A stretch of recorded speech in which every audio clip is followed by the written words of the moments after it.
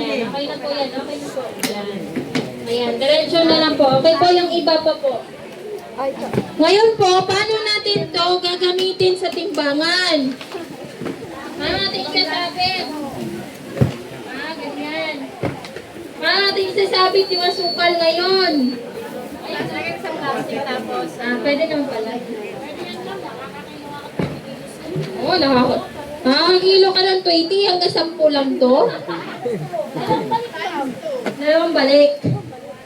Ayan, diretso na lang po natin. Dahan-dahan lang po tayo. Baka po tayo masugat dito sa ito. Wala kasi kayong dalang planggana. Yung planggana kasi namin dito, nagkanda basag-basag na. Ayan, okay na po. Ayan. So ngayon po, ikaw sir, ikaw po yung sa isda. Asan pala yung sugar nyo? Ito lang yung asukal nyo? Ayan, nasan pa yung ibang sugar?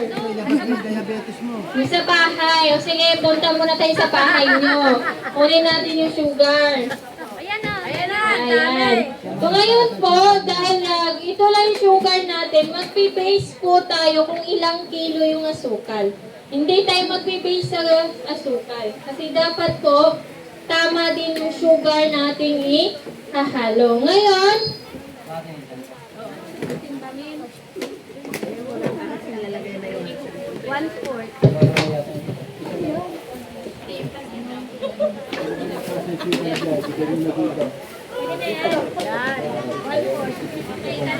Ay, yung cellphone ko.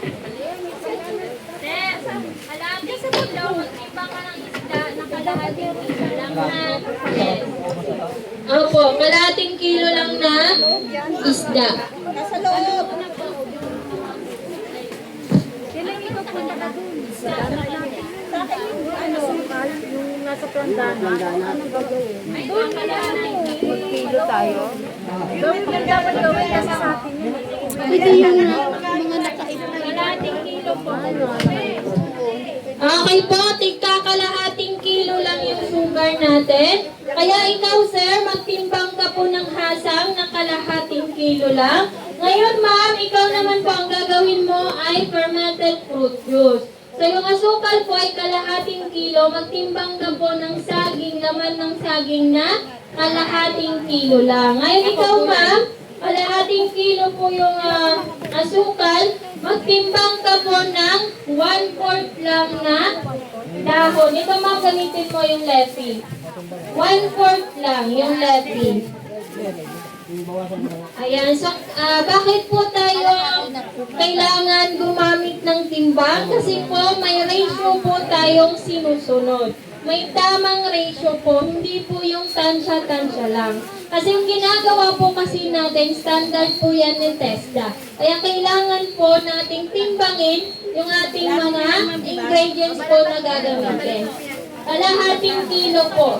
Pag sumobra konti, okay lang. Basta konti lang po yung susobra.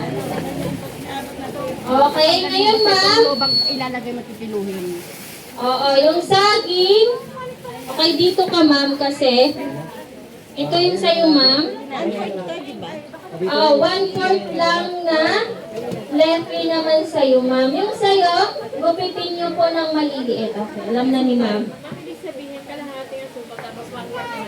Mamaya po sasabihin ko sa inyo yung ratio.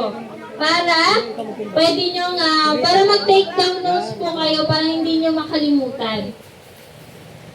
Okay po? Okay na ba yung isda? Kalahati po yan. Kalahating kilo. Ngayon po, pag natimbang nyo na, ayan, paghahaluin lang po yung asukal at yung mga hasang ng isda. Yan, baka po, ma'am, yung mga nag-picture po sa harap, hindi na po makikita nung nasa likod. Pag gilid-gilid po tayo, ayan, pausog po ng gilid, dahil may mga participants po tayo sa likod, hindi po nila makikita. Ayan.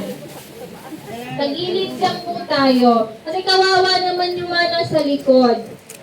Ayan, pwede po kayong tumayo, yung nasa likod, para mas makita nyo kung paano ginawa. Ngayon, yung saging, ma'am, Ayan, tanggalin niyo po yung laman. Magtimbang ka ng kalahating kilo. Paghahaluin mo lang yung sugar at saka yung saging. Ikaw naman, yes po. Ikaw naman ma'am, gupit-gupitin niyo lang po ng maliliit, tapos paghahaluin niyo lang yung sugar at saka yung leafy vegetables. Yung sugar po na gagamitin natin ay yung nog-nog. Yung maitim na asukal or yung molasses. Alam niyo po ba yung molasses? Hindi. Ano yun ma'am yung nag-yes? Kalamay? Yan, latak po yun sa paggawa ng asukal. Ngayon, yung molasses po kasi hindi available sa market. Pwede po siya sa Shopee, sa TikTok. Kaya po, ang pwede natin gamitin maliban po sa molasses, yung nog-nog po na asukal. Huwag po kayong gumamit ng wash at saka po white sugar dahil may chemical na po yun, hindi na po magiging organic fertilizer. Kaya, alam naman po yan sa palengke, pag sasabihin yung nog-nog, alam na po nila. Basta yung maitim na asukal, yung pinakamaitim na talaga. Pasintabi sa mga maitim. Tamaan na natamaan. Okay po?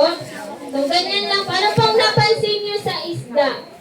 Yung mabaho. Mabaho talaga ang isda, malangsa. Pero nung hinaluan na siya ng asukal, nawawala po yung langsa. Ayan. Yes, malangsa. Sino dito ang hindi kumakain ng isda? Wala, diba? Lahat ay kumakain. Ayan, pag pansin nyo po na nalulusaw na yung sugar, pwede na po nating ilagay sa container. Yung paglalagyan nyo na container, dapat po malinis. Para yung ginawa yung concoction, hindi po makontaminate. Ayan ma'am, kaya ba yan ngayon ma'am? Magbalat ng saging? Ha? Ayan, kalahati lang. Ayan, sana po sa susunod, yung mga susunod na participants, makapag-produce po ng tig-1 kilo. Kasi yung ginagawa nyo po dito sa harap na concoction, iuuwi nyo din po yan. Sa inyo din po yan. Ayan. Ayan ma'am, paghahaluin lang.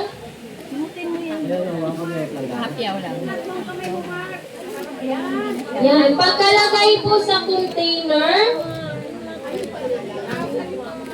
isi-sell po natin, as after nyan, lalagyan po ng label. Ano pong ilalagay sa label? Pangalan ng concoction, date of production, kung kailan po ginawa, at date of harvest. Kung kailan naman yung harvest.